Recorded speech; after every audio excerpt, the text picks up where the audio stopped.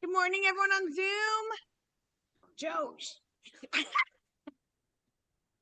It's good. It's good. We're happy you're all here in person. The theme of the day is don't throw in the towel for the holiday season yet. That's why we're going to interview our very own Matt Soukup here in a little bit. He's going to share a lot of strategies for finishing the year strong, right? And like, this is where you can really separate yourself. So for those that don't know Matt Soukup, he's been with us for like 9 years on the Fox Real Estate Group, and you are the director of sales. Is that correct? Correct. And tell everyone just a little bit about yourself. So what that means, director of sales, I am in production day to day. So it's not like someone just managing from not being in the game. So I have a lot of my own business I manage, but we have 12 agents on the team that also am helping to build and develop their business.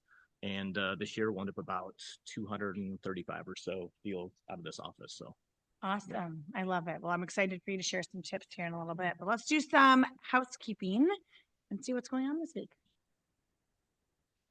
JL is teaching her very first class here, how to analyze a deal for investment. So this is lunches provided. It is 12 to 1 tomorrow for a CE credit. So register for that if you are interested, and we are happy to support her. And she was a teacher in her past life, so she'll be good at teaching. Cole, can you guys on Zoom here? Okay, we got the new wireless mics, but we got the feedback last time that you actually have to like talk into them a little bit more. So, pop it in the chat if you can hear. Okay, cool. And then Joe is teaching contract mastery on Thursday. This is the one that is once a month. Lunch is provided. If you have sold less than 3 transactions, you 100% need to go. And if you have sold more than that, but you want to learn and just brush up on all the contracts and go line by line, you should go. So this is going to be in the front room on Thursday, and we'll bring in lunch for this one. But this is a great class to just dig in on the nitty gritty of the contracts. You want to add anything?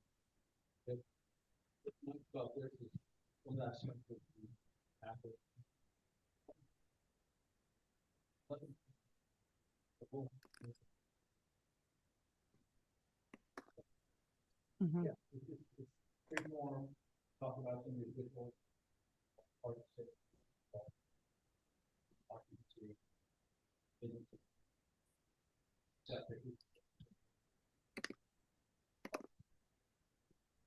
cool. Thank you, Joe. And as an agent, you can convey clearly what each section of the form means. That is the fastest way to build trust with your client, because they want to know that you know what you're doing with regard to the form and the contingencies, etc. Awesome. Okay, then next week is Thanksgiving week. So we instead of this meeting, we're gonna still have it here, same time, same place. But we want to do a gratitude breakfast. We started this last year just to show our appreciation for you guys, our agents. We know a lot of people are traveling that week too, but if you are here and in town and available, come by for breakfast and let us just show our gratitude and appreciation to you. 10 o'clock next week. And then our annual holiday party. You all should have received an official evite in your email, but it is December 13th. So less than a month away. It's going to be at Oregon Golf Club. Booked a DJ. We have a dance floor. There's all kinds of fun things happening. So you can bring a significant other, and we are just excited to celebrate. I will chime in there. If you're new to the office, make sure you go.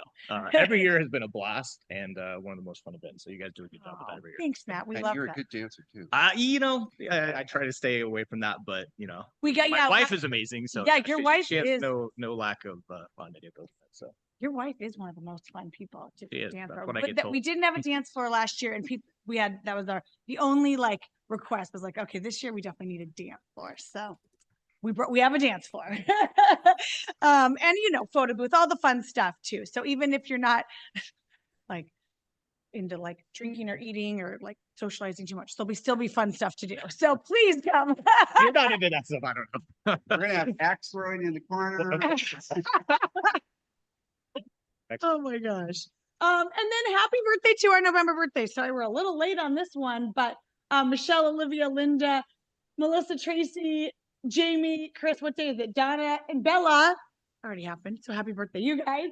And then we have Nicole, and John coming up. So happy birthday to all of our November birthdays. And then our home front team here in front today, Asher, Kylie, and Ty. Yes. Talk on that mic so they can hear you on Zoom. Haruki. Yeah. Yeah. And you can do that too. Pick this up. Okay. Good morning. So I hate being up here with no good news. So rates are still, in the low sevens, and obviously FHA VAs in the mid sixes. Still a good time to, when it comes to clients, still a good time to talk to them, stay in touch with them by getting them a pre-approval. Don't forget, we still have those little certificates for $500 off the appraisal, just to kind of get them in the loop. And then also stay in touch with them. So as rates do come up and down, 0.5%, what have you, we would be more than happy to update their pre-approval so they know what buying power they have as it's about to come down, right? So inventory is low. So obviously it's always a good time to still look when there's no competition. So we still want to keep promoting. It's still a good time. So Awesome. anything else? Thank you guys. We appreciate you. You know where to find them if you have questions, and they're always available to help. And they can do all kinds of loans. So weird, commercial, no money. No money on paper. Yeah. But thank you guys. And then I'm gonna bring that mic back to Joe real quick. Just so Joe can talk about the forms, just really quick so the people on Zoom can hear.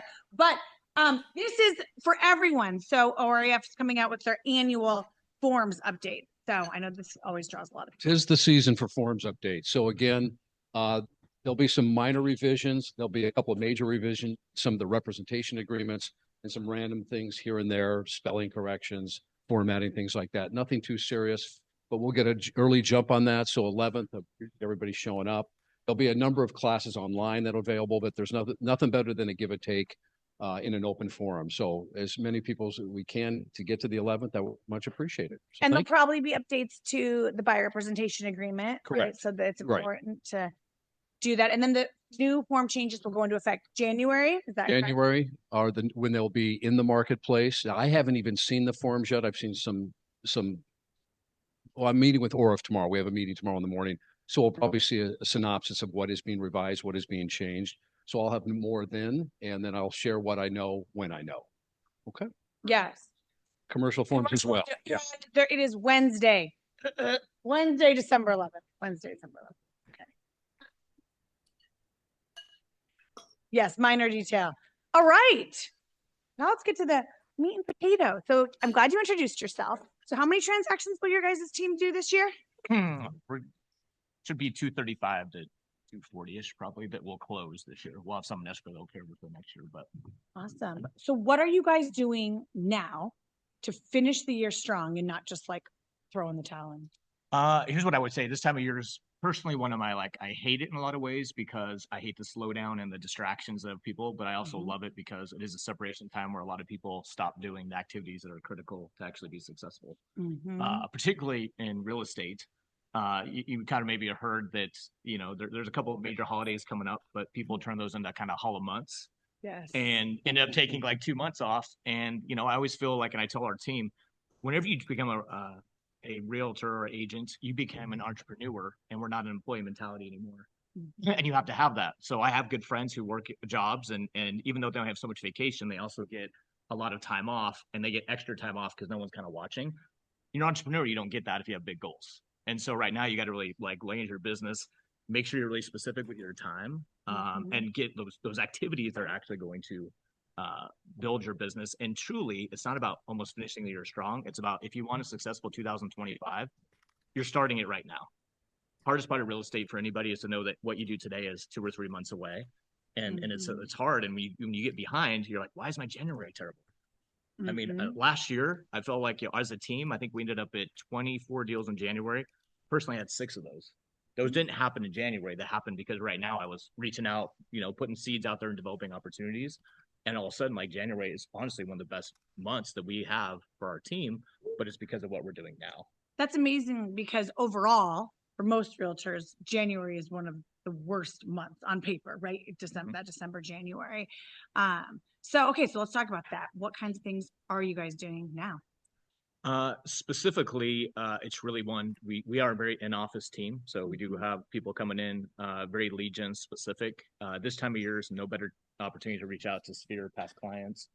And people, for some reason, we still have a hesitancy to do that. And you don't have to be like needy, but just get yourself to be top of mind. It's an easy reach out just to do that.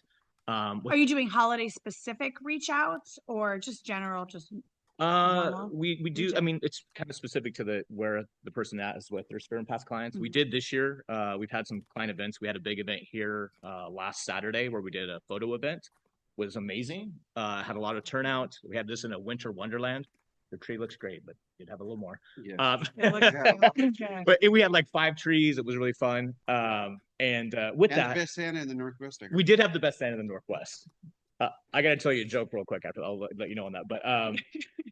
But anyways, we had that event, but it was the reach out of the event, not just the people that showed up, right? It gave us a reason. If they didn't come, but we had, some was glad they didn't because it would have been really chaotic. But we did be able to reach out to, hundreds and hundreds of people and say, hey, please come to our event. It's kind of a thank you.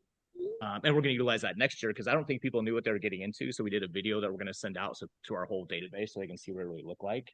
Yeah, you guys executed wonderfully on that. But I love that you talked about the touch, right? Because a lot of times our agents will have events or like a home buyer class or something, and there's some disappointment of the turnout. But really, the touch is one of the most important things. It was a touch, and we did 2 specific nights where our whole team came in, had food, had some fun, and then it's more like texting is honestly easier than calling because if you call these guys, you're gonna be on the phone for 5 or 10 minutes, and you'll never get through. Like if you have a lot of people in your database, it'll be very difficult.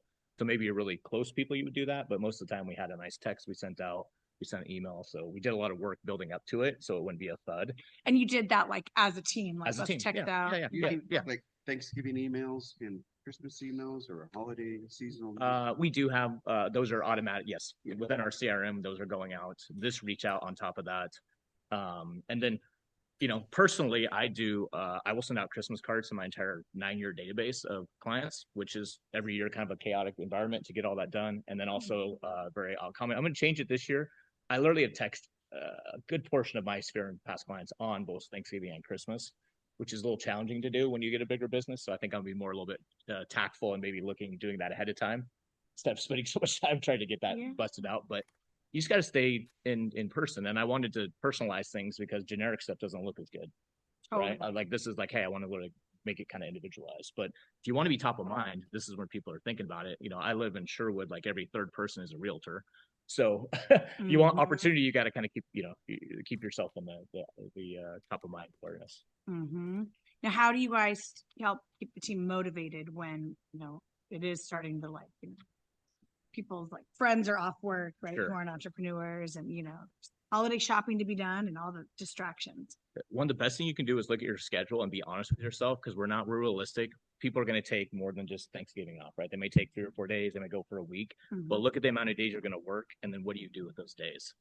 Because it's very easy not to put in the time when you are going to be here for so many days. Just be diligent. Be like, it's a term I heard is it's not time management, it's choice management. Ooh. So when you're here, focus on the things that really are going to build your business. And we all know we've all been guilty of it. Like we'll shuffle paper and we'll come up with a full database and and like I'm building for 2025, but it really wasn't something intentional. So just be honest with yourself and just be focused when you are here. And it's okay. Obviously, you need to take some time off, but it's just easy to get lulled to sleep at this time of year because everything going on. And I think that's important to call out, right? Like we think you should spend time with your family and enjoy the holidays and so I hope people don't mistake that we're saying you shouldn't do that, but just not taking the whole month off. And I like that you just said realistically look at it because when you look, especially how this year, Christmas and Hanukkah are both on the same day, how they start, and then New Year's, like how they fall in the middle of the week is just, it kind of makes for some weird work weeks. So you're going to have to be intentional. You're exactly right. And you do look at the days. It's nice when it doesn't fall that way, but it's going to be right in the middle of some weeks that's going to make them extend almost naturally. So, but yeah, I think the biggest part is be honest, put the schedule together and have a plan or intention of what you're trying to achieve. Okay. What if people don't have a plan right now for like the rest of November and December? What are some of the things you would suggest like doing right away? Well, there's actually there's two cuts like we talk about, and we talked about this before. This I feel like this is separation season, Yes. right? Like because a lot of people take the foot off the gas. So one is just being engaged and looking for opportunity. Number two, I think it's also looking at your own personal 2024 and how are you going to separate yourself from that person that maybe didn't achieve the goals that you were trying to achieve. So That's good. Oh yeah. my gosh. So I think it's like we're trying to reflect back, and it's not just about activities as far as like reaching out to clients and lead gen, which is always important, but it's actually looking like what am I going to do for myself or who I need to be. And so some of that reflection is, one of the things I'm not a big fan of New Year's resolutions, right? Because everybody says New Year's resolution, and nothing changes when January hits. You don't become a new person. And I'm a big gym guy, and every year I see the gym fill up with people, and then I think it's like stats looked up as 23% quit after the first week, 43% after the end of the month, and about 9% make a significant change. Oh, that's funny. So for me, I think it's like this is the time of year where you think about who you were and what you're trying to do and get some really specifics and start doing it now. Because the best gift you will give to yourself is to do what you say you're going to do, because that builds confidence. Mm-hmm. And if you don't have that in this business, in sales, period, there people will sense that. Yeah. And we've all been there, right? If you say, I'm going to come in, I'm going to make 20 contacts a day, and you walk away and you did 9, that feels terrible, right? You said terrible. like, exactly. You don't feel accomplished at the end. You don't feel confident because you just lied to yourself. You said, Mhm. it's one thing to, and it's funny because if I told you, I'd probably do it. Mhm. So why wouldn't we tell ourselves? Why wouldn't we do it? You know what I'm saying? Like, it's just like accountability to that. But so I think there's two parts of separation right now. One is just activities, but two is take some time to reflect. I know you guys did a big business planning session, like, Yes. and putting really tactful, measurable things that you can do.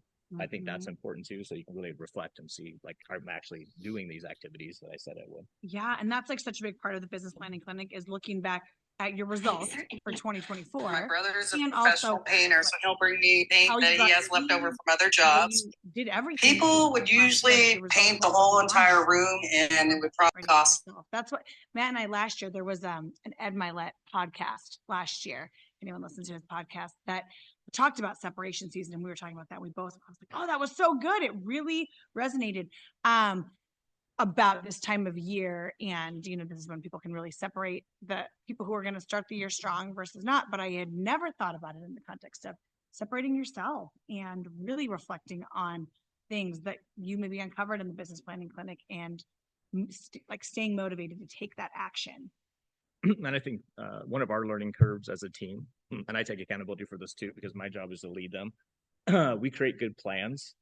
Plans can drift really quickly, like, and it's not brought to the top, the conversations, the meetings all the time, because you get busy, life happens, and the next thing you know, all these great ideas you put on a plan are not being executed hardly at all. So I mean, my advice at this time of year is like, how do you keep that alive?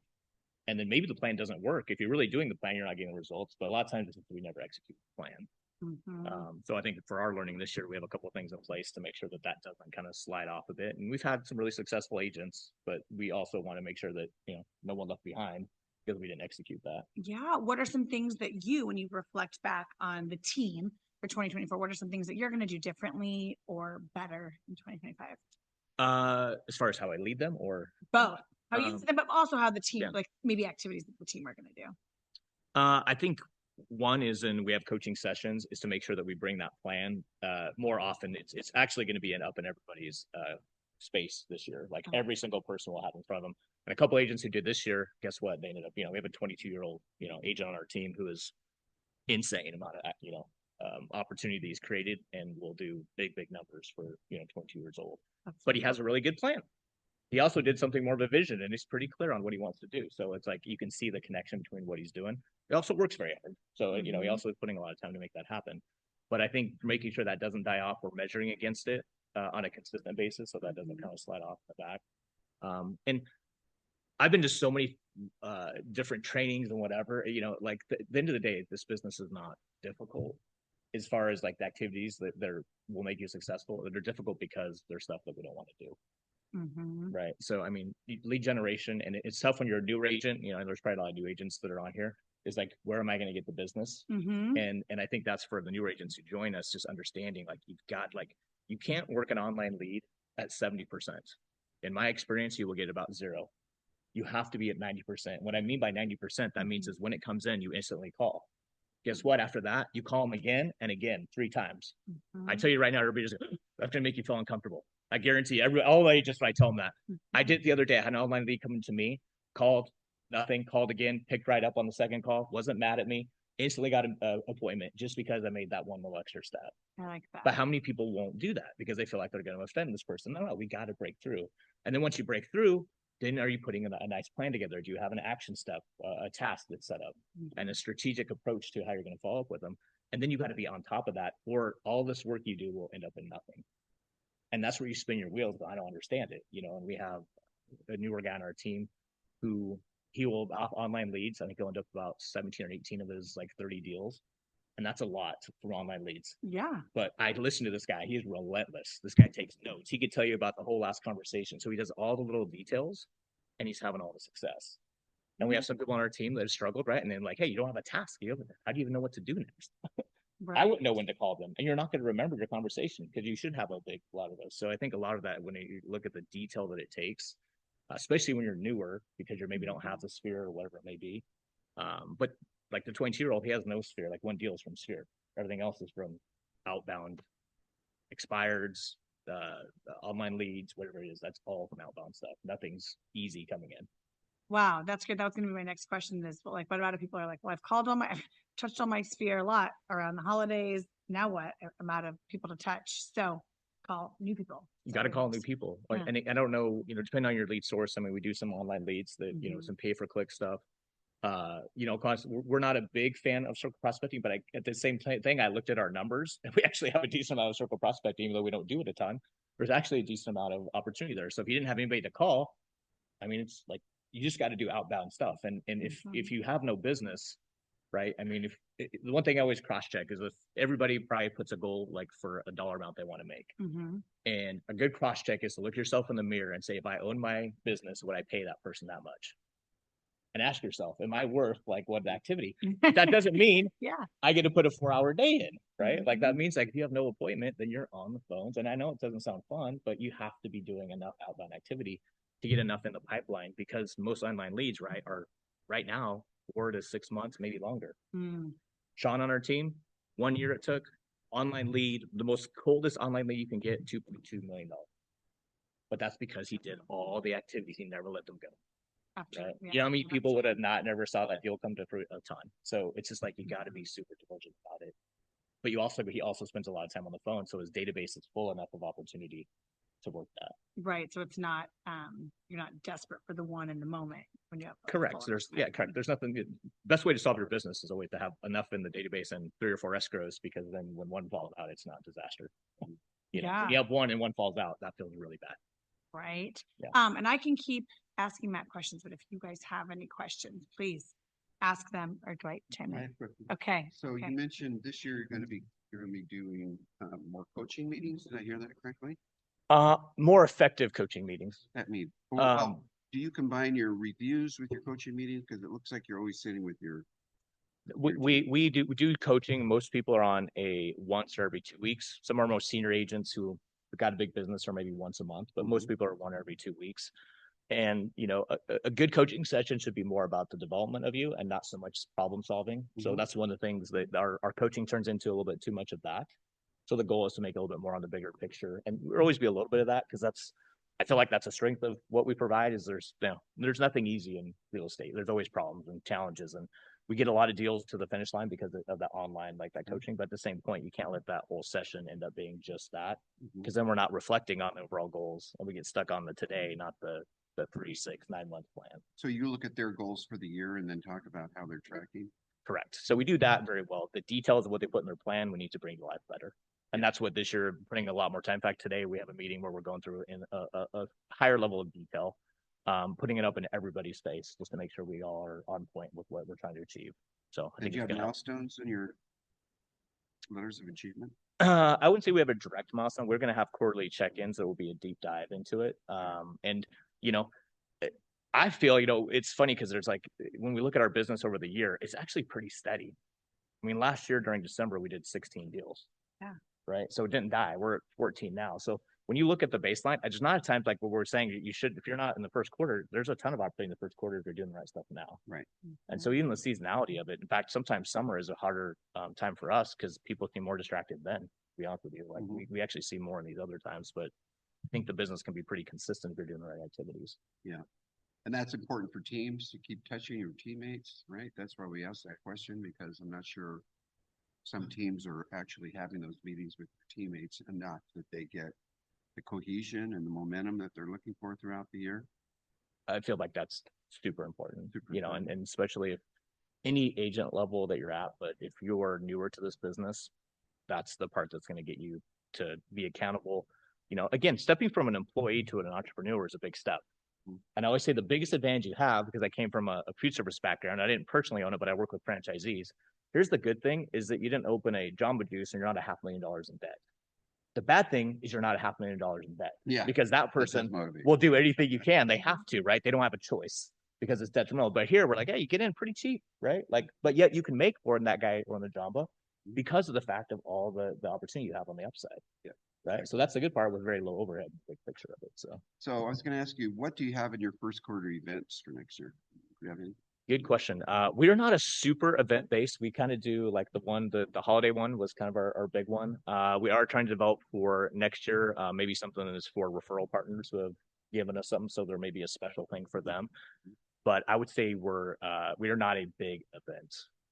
The holiday one is kind of the one we put all our eggs in that basket, and it's a good time of year to do it. Obviously, with it being a little bit slower, but Do you add more energy to your first quarter? Make sure you start the year strong. How does that conversation go? energy as far as Any specific activities that you want to do? Where I'm leading is, I know for my own business, after several years in it, I realized that if I didn't have a lot of listings in the first quarter, it cut my income for the whole year by 30 or 40%. And so I realized that I had to start the year with a lot of listings, so because they would sell in February, March, April, and I would be replacing them in March, April, May. They'd sell again. I'd have one more cycle because we tend to, you sell a lot, you get bogged down. So you list a lot, you sell a lot, you get bogged down and getting everything closed, and all of a sudden you have to go out and list again, right? Yeah. And so I realized if I started the year with listings, which was my fourth quarter activity, then I could close one more round of houses in the year. There's my primary business is listings. I do buyers here and there, good friends, but I don't put a lot of time there. So there is nothing better on the listing side of the business to have a quiver full of listings because it's almost guaranteed income, right? We know we'll lose maybe here and there, but for the most part, it's a good feeling when you know you have it, right? So to your point, that's why we put a lot of time in now to nurture relationships along the way so that hopefully we have some. Like I have 3 listings right now that will go live in January. Like if you don't have to sell right now, we're probably not selling. Like that's not the best time of year. I mean, we were talking about loans just a bit ago. Like, are there desperate sellers? What? There's people there's some opportunity out there. Like, who cares what the percent is? You may get a really good discount. So if we don't have to, but we have 2, 3 listings of mine and a few others that are scheduled to go the second, third week of January. Strategically putting them in the best place. That timing works for them. We've taken pictures on some already on the outside, so they look absolutely amazing. And so the idea is to nurture along, so we already have some set up. And then we love it this time of year during December is to start people are going to be resistant to meeting, which they always are, but especially with how busy it is start getting just meeting scheduled for first part of January. Hey, you know what? My schedule is filling up. Can I pencil in this meeting for January, whatever, and just get it in line? Yeah, because that helps get some commitment.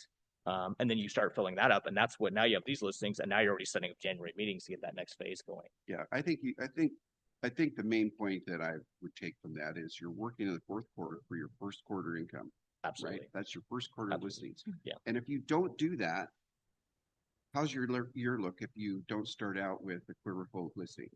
You guys have those. Oh, it's super tough. I mean, it's like I said, I hate this type of year because I've been in real estate 9 years, and every year this time of year makes me uneasy because I've been popping. It's been a good year. Like as things are going good, and I'm excited. And all of a sudden, I'm like, gosh, and then I look at where all the business came from last year. I'm like, whoa, is that going to happen again? That was amazing. I can't believe that, that happened, right? Like there's all these cool opportunities and you're like, I got to create that again, right? That's the one thing in real estate that's it's not like a Jamba, right? Every day they wake up, they know they're going to do a certain amount of business for the most part. And our business is probably going to be someone new. Yeah. And that's the trick where you can't, you know, there's no residual. Like I could have the greatest year in the world. Guess what? Next year is not promised. Yeah. So the activities that got me there, I can't stop. And you're totally right. If you go into the year not having that, it's super uneasy. And then you're scrambling, thinking you're going to solve your business in January. And that January business won't be good for maybe another couple months. Yep. And there's a mindset component of like starting with momentum, and then you just kind of snowball throughout the year too. It if you have a totally great it feels January. when you get kicked off like that, it's Yeah. it's super exciting. Like it's like things are happening, then your momentum, your confidence, it definitely helps. I always found that if I had a lot of listings in January, February, March, I would have the most incoming calls because that's when the buyers are coming out. Mhm. And then I would respond with buyer sales, whether it's my listing or not, but also then I'd be selling their houses. And those houses would be coming online in March, April, May, June. And then that cycle could happen actually 2 more times. But if I didn't start the year with a whole bunch of listings, then I'm doing that activity and I get my first listing in April, or maybe a few listings by April because I started cultivating them in January. Then I might sell those by the fall, and I don't have enough time to have another round of sales. Totally right. And if you've been to business for a while, you know this. If you're new, I mean, listings are the lifeblood of your business, right? I get sign calls coming in. I get open house opportunities. I get online exposure where we get opportunities for people calling us directly. So the more signs we have in yards, the more opportunity it works. For name recognition. Exactly. People, when we go, oh, I've seen you guys. Yeah. You know, I would say this. I mean, I've had multiple listing appointments where I just said it was with Keller Williams. I mean, not on Tom, but literally I just said that. Like, okay, let's sign here. I'm like, excellent. Limit pocket real estate with Keller Williams, which is awesome. I love that. But the reality is, yes, you've got to be doing the work now because once you get behind, it's very hard to get caught up. Mhm. And it feels very like you're just grabbing. Like it's a very uneasy feeling. Yeah. Mhm. I want to go back to something you said about a lot of times we might be, if people don't want to meet right now, or like I want to wait to list my house till like after the holidays, our inclination might be like, how do we overcome that? But you're not trying to overcome that necessarily unless you're okay setting it up for January, right? Let's talk about that. I'll always try to get the meeting sooner, Okay. right? So the goal is always to try to get it, but people are resistant. So, but how do you get the meeting now is to add value, right? They're remember, time is their most important thing for most people, right? We're going to go invade their time. A lot of ways that we do that, we're going to do a walkthrough with you. Hey, maybe you have some updates you're thinking about doing. Let's go and do that. We'd love to provide that value. We're not asking them to sign right there over the phone. We're saying, hey, we'd come out, we'll show you what we can do, maybe give you some tips on that if you can make some time. So we always go for the meeting first. If we can't get the meeting, then they're really resistant, like, hey, can we do this? And let's get after the first of the year and then we'll pencil that in. But the best way is just that value. That's great. So you offer, I'm going to give you some tips on what to do to get your home ready. Are there any other things that you kind of use? That's a good one. The second one, everybody wants to know what their home's worth, right? So, hey, I'll do a complete CMA. We'll talk about all the details, get them talking on the phone to tell you a lot about their home. They love to do that. And typically those are the value proposition that will help them to get you out there sooner than later. And once you have that relationship, now you just got to nurture it. They may not sign right there, but if you nurture that, do a good job of it, you're going to be the one they're probably going to select. I love it. Cool. Do you find a recognizable percentage of your people want to have you walk through to tell them what they want done on their house to be ready for the market? Good portion, yeah, for sure. And a lot of people, what we try to tell is don't do things that won't get a return on investment, right? They're going to say, I'll do this, this, and this. I'm like, I would recommend not doing that. Here's the things I would really focus on. And it's good if you have contact, which we do, of people who can also help them to get it done. So not only do I have the ability to tell them what's important, but also I can get you connected to people that can do it at a reasonable price and the time frame you need. What do you like to have done? What are things you normally ask to have? If anybody's looking for a home in Sherwood, it goes live tomorrow. So just while you guys are looking, so this is a perfect example. I walk into a listing appointment, good friend of mine referred it to me. And the home, his dad's home, he's lived there since it was built in 2005. Carpet's rough, paint's rough. They did exterior look good and they had put a new roof on it. But I'm looking at this home, like, gosh, we're never going to get a good return on this. And so we end up doing all brand new carpet, all brand new interior paint.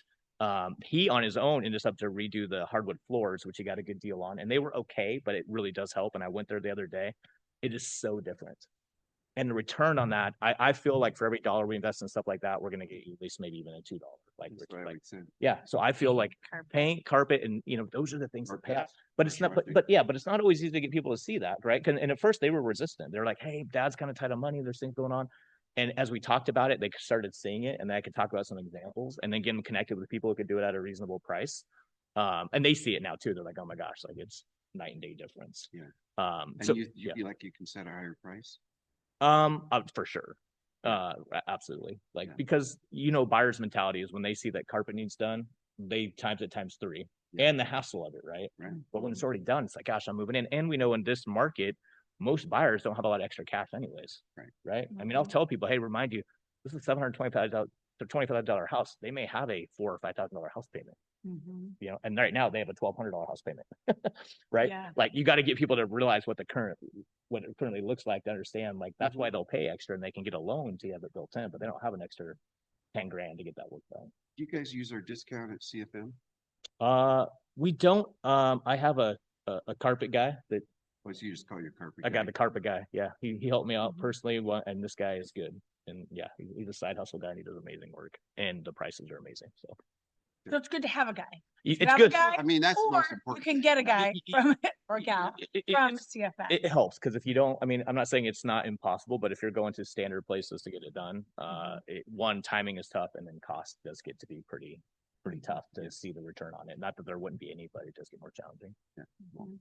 And I just want to make sure everyone knows what we're talking about. At Contract Furnishing Smart, we have a contractor discount that you can use, your friends, family, clients, and then they have a list of installers that they can give you that are like, a lot of them are just like people that can do it really efficiently. So if you don't have people for all the things, a good thing to think about.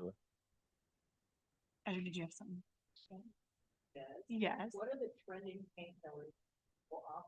But it's still like, what are the colors you tell people? It's still great.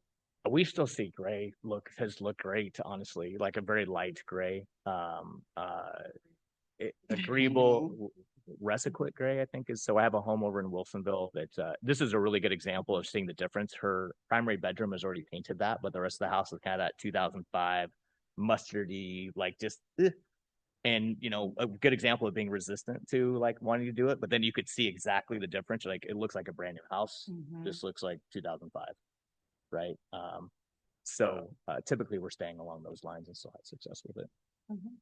Joe, and then Matthew. Thank you, Wait, come on. Mike. We are trying to do a better job of the mic for our friends on Zoom.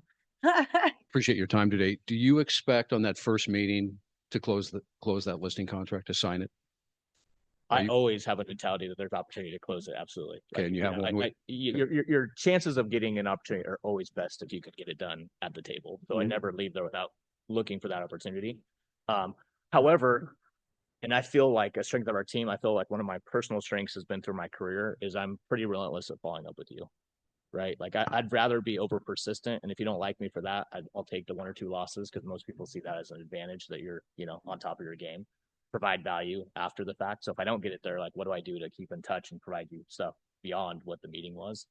You increase your chances of them seeing that value proposition. So, but you always go for the opportunity right there. In fact, the one in Sherwood I'm talking about, that was not a give me. They were going to go with someone else or give someone else an interview, and we were able to get that figured out that night and get it done. So Cool. Yeah. Cancel the other appointment. Yeah. Cancel that appointment. Yeah. Always. One of the things we do is take photos of before and after, right? So for those conversations about the paint, is if you could come in with a binder, something with, hey, here's what other people that have been resistant. Here's the photo before. Here's what it looked like after. Here's the result. That's a good way to overcome it. But what I was thinking is, so the MRA talks a lot about leveraging listings, right? Dwight, you were talking about, Matt, you were talking about growing those listings you have.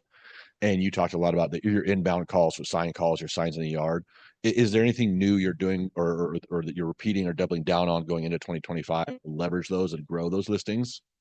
That's a good question. To be honest with you, look at the biggest lead source that we've been able to maximize on our listings is open house. Actually, We do a lot of open houses on our team. That is something that is key. And we have a couple of people who, I mean, one of the gals, I think she's got 9 or 10 deals, a couple of them $2 or $3 million deals off of open house.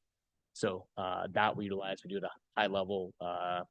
And then sign calls have been decent this year. I think we could probably do a little bit better job of training. We do, the whole team gets those. So it's not just a separate, like, and some of those people maybe handle them as good as they should, right? Because you got to really know how to handle that call, or you can easily just give up info and not get info.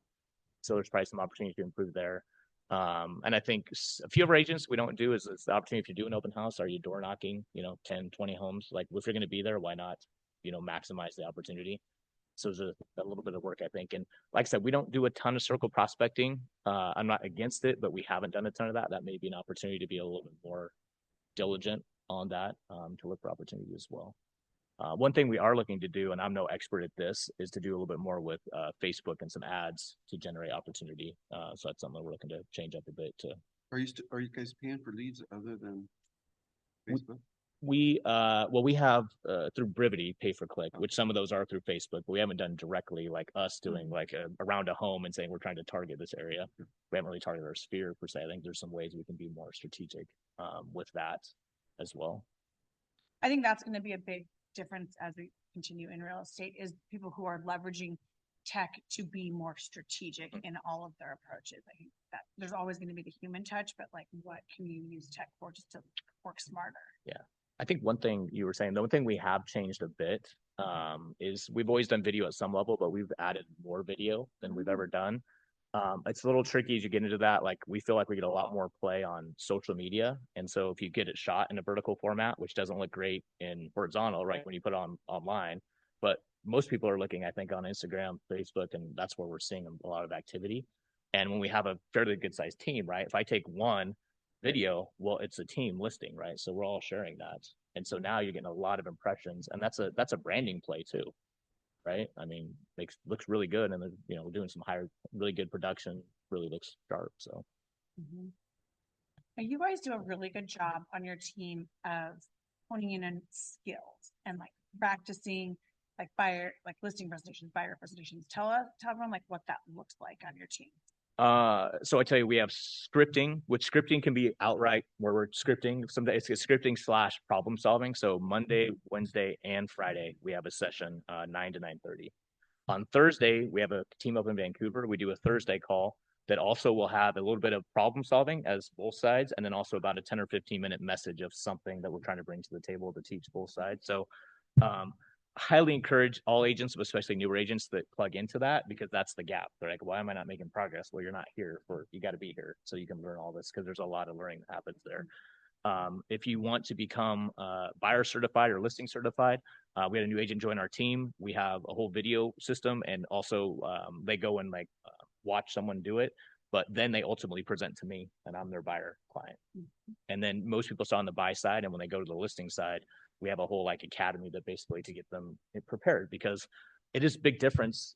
And I know as a new agent trying to handle it, I don't know what I would do if you don't have a listing presentation, you don't know how to objection handle, you're up against some agents that are going to have all that. So we try to put them in a position where they have the knowledge, objection handling, the materials. Like, one thing Matt said that I wish we would do better of is we have in our listing presentation an example of bad photos and good photos, right? But they're kind of generic. But like the one in Saunders, I wish I would have took pictures of it there, because it would be one. Yeah, I wish I had real to be able to look at this. Like, it would look like this, and now look, I wish I had more of that. But we put them in a position so that when we send them out for listing opportunities, that they're going to have success, because there's nothing more challenging, right? It's hard to get listing opportunities, then you go there and you get blown out of the water. So, so we do a lot of work there. And I encourage and we have a couple like Mike on our team. I remember when he first started listings, that guy would come in every single day at 8:00, and he would talk to the wall basically and do it like half hour, 40 minutes. He truly was taking it as a craft. And so his confidence would be good, because too often, we want to practice on clients.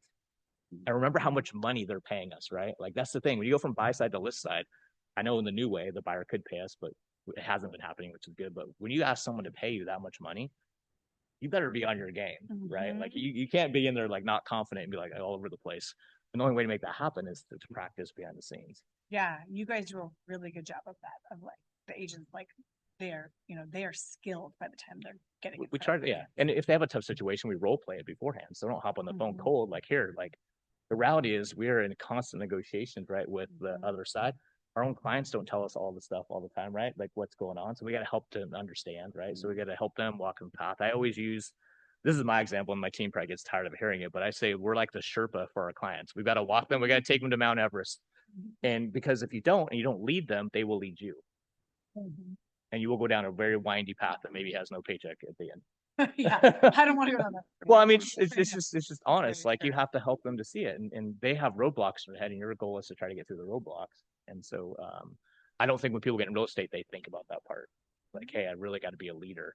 And I've seen people when they don't, they're all over the place. They're just, 42 homes later, if they're still, no, like taking control of yeah, help them, yeah, situation. exactly. You are the expert. Correct. Tim, did you have? No. Oh, Good question. So yeah, I know I probably know you guys, but it's fun. I mean, this is environment and culture, right? So like, and the one thing I do love about our team is it's competitive, but it's not backstabbing, right? It's like they are excited when like Mike rang it today. So a listing appointment's 2 rings, a buyer's appointment's 1. So anytime you get one, it's just a way to like validate. And Mike is clearing the back, right? He's literally making an effort. It's not like he's walking all the way out to ring that. And we all celebrate. We're like, hey, where'd you get it from? What was the opportunity? And yeah, so it just kind of keeps it fun. And and that's the part is most of this business is pretty monotonous. There is no way, honestly, I could be at my house lead genning. I just can't. I have a hard time. I'll go home sometimes like at 3. I'm human. I'm like, this does not sound fun. There's not the environment. Like, you're getting beat up by people. But when I'm here and hearing that, it's like, I'm ready. Like, it's fun. Get your pads on. Get your pads on. And I think with that, it's like most of us, that's what we do lead gen in the morning because we're more, I hate the word motivated in a sense. I think motivation is fuel. It's like when you have motivation, that's awesome. It's a discipline, right? But we're more like we're just disciplined enough in the morning to get it done. Whereas you get till 3 o'clock. Not to say you shouldn't do some lead opportunity in gym then, but it's just harder. Right. There's like the proactive work and the reactive work, right? And that's maybe the reactive is easier to do at home, right? Sure, like respond to things, but like it's really hard to get motivated by yourself without energy. To do the proactive. I wouldn't be able to do it on a consistent basis. Personally, I need to, even if we're just in the office, not even just around us, but just having like-minded people around you. Yeah, you brought up a good point about your team culture and that everyone is like cheering everyone on. How do you guys maintain that? I think we try to do we do a lot of team bonding stuff. Like I said, we did a couple of text call nights. We did that event. Everybody was here basically for that to participate. And they will only have a few people possibly. We do a lot of happy hour opportunities. We have a lot of contests. So that team loves contests. We have one rolling out today. So we already have the big box. No one knows what's inside of it, but they're super competitive in a fun way. But we've given away really cool, like, $1,000 scooters and Ritz-Carlton dinner and stuff like that. So they're always really cool, fun things. And cool. yeah, so I think that helps keep the culture. And and not that we haven't ever had people that don't, and usually they don't last, and that's okay. Like we're not the best fit, but for the people who love that type of environment, it's a good fit. That's so good. Well, I always appreciate you being here sharing. Does anyone have any other questions for Matt? Is everyone fired up to end the year strong and start the year strong? Let's go. Yes. That the last couple of years we've done some sort of like, jumpstart, like contest in January or something. Just again, like with a lot of our like solo agents or agents that aren't on the bigger teams, just to kind of again keep that energy, keep that competitiveness, keep that sense of like culture, so you don't feel like you're like doing it yourself. So yeah, I mean, I don't know, but if you weren't plugged into, if you're working from home or whatever, maybe some people can, but if you're just in this environment, I think it just would help if I would think being around, listening to other people. Yeah. Well, I think the one thing, not to go off a tangent, but I think like looking at what is the routine you have just in life? Like, I think that's a big part. I talk to a lot of people on our team is routine. For me is a big, I think, for like, if I don't do certain things, I just don't feel the same way about when I get to work. Right. And I've seen that with our team. Some people explain that a little bit further. I have to have I have a very set, like I don't negotiate with myself. So I get up at the same time every single day, and I don't have the every morning negotiation to say, maybe I will, maybe I won't.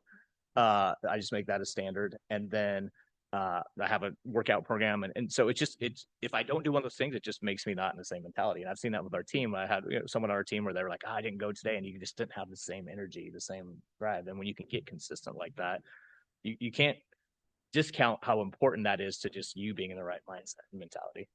Yeah. Right. Like just like we just want to do, but you gotta understand, like, you gotta kind of take care of things. So it's easier for you to do that. So I think just looking, if you don't have one, but what does it look like? And if it's like for us, for a lot of our team, it's like they do this, they get to the office at this time, they have scripting, they have lead gen. I mean, it's a very like boom, boom, boom. It doesn't make a lot of like, ooh, what do I feel like doing today? So this is what I've already set out to do. And you're making those plans with your team for their personal things too. Yes, I would help talk them out. Ideally, and this is one I have struggled at previously, I'm getting better at, is like, if you do a time block, which I highly suggest, is put in your key stuff that's important to you too, right? Like if you time block it, you protect it, then it's going to be there, right? You're not going to like say, oh, I can just go and do an appointment. Then no, hey, I made an appointment with my son or daughter or my wife, or whoever it is. Like I got to hold it like that. And when you're newer, you may have to sacrifice some. I mean, to be reality, when I first started, a lot of those, like there wasn't a lot of that. It just, that's a reality. You're an entrepreneur. You're trying to get things like the rocket fuel at the start, but as you earn the right to have more flexibility, then. Yeah, so good. Well, Matt, we appreciate you, all the good insight, and we'll see you on the dance floor at the holiday party. We don't know about hopefully sooner. Santa Claus thing. How to hire Dwight as Santa. No, Dwight did an amazing job as Santa, but this was classic, no joke. And this includes you too, Cameron. You didn't even know it, that you were part of our event. But so this family comes in who was a past client of mine, and the little gal was loving you. She was like, I took some pictures like behind the scenes and I sent it to them. They loved it. And then we go over to the table and this guy starts talking about he wants to open a bowling alley and all this stuff. And he's going through things. And I'm not even thinking, right? I go, well, you know what? I know what commercial guy Santa's son is. That little girl looked at me and goes, just gave me the evil. I go, oh, and like he covered for me and said something, but I wasn't even thinking of it. So he's thinking like, Santa has a little commercial son elf or something. But I've never seen commercial agent elf. Oh, yes. The look on her face. I mean, she was just stunned, and I was like, "Oh no, I just ruined this." They were so cute. They were, yeah. And I stopped by with my boys, and they're ripping on Dwight. Yeah, you guys come knocking things over. They come and jump in the lap. But it's you're not Santa. You're Dwight. Yeah, I'm like, shh, shh, there's little kids around, I'm like, and there's this, like so sweet with Christmas magic. Anyways, that was a great I have to event. say, one of the coolest things of that was to sit, and when the people came in, you had a table set up. Yeah. And so the adults would stand there and say hello and sign and get name tags. Is that what this? Yeah. Yep. And the kids, I was sitting here, and when I didn't have someone in my lap, I'd look over, and the kids would all be like, their parents were signing in, and they were trying to figure out where Santa Claus was. Oh, they were taking off. Yeah. And we had a couple of kid activity things and stuff. So it was really fun. But I do appreciate you helping out. You were a great Santa. You're definitely so good. Yeah. This might be like a side thing. Yeah. If anyone needs a Santa, or words out now. You're in demand. Yeah. Green, I need Santa's helper. Yeah. Oh my gosh. Thank you guys. Have a wonderful day. And thank you, Matt. Round of applause for Matt. Thank you.